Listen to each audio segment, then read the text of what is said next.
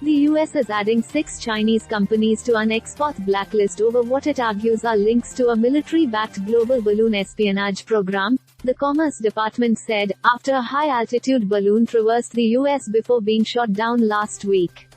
The 6 companies were added to the list for their links to the People's Liberation Army aerospace programs, including airships and balloons and related materials and components, the department said. It said the Chinese military is using high-altitude balloons for intelligence and reconnaissance activities that go against U.S. national security interests. The designations were announced after the alleged Chinese spy balloon was identified over Montana last week before it transited the U.S. and was shot down off the coast of South Carolina. China has insisted the balloon was a weather monitoring device that blew off course, and has accused the U.S. of overhyping the episode. President Joe Biden said the alleged espionage incident didn't materially hurt U.S.-China relations, but that it was a violation of U.S. sovereignty and that the U.S. would stand up for its national security against such threats.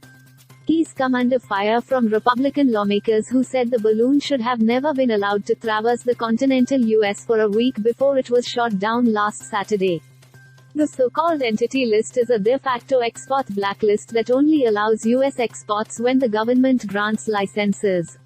It wasn't immediately clear how deeply the 6 companies are linked to U.S. exporters or how much their operations will be affected by the designations.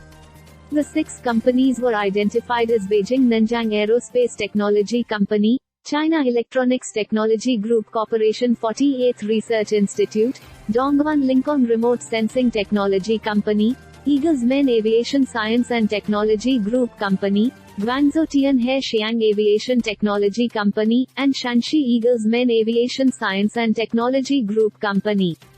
This story has been published from a wire agency feed without modifications to the text.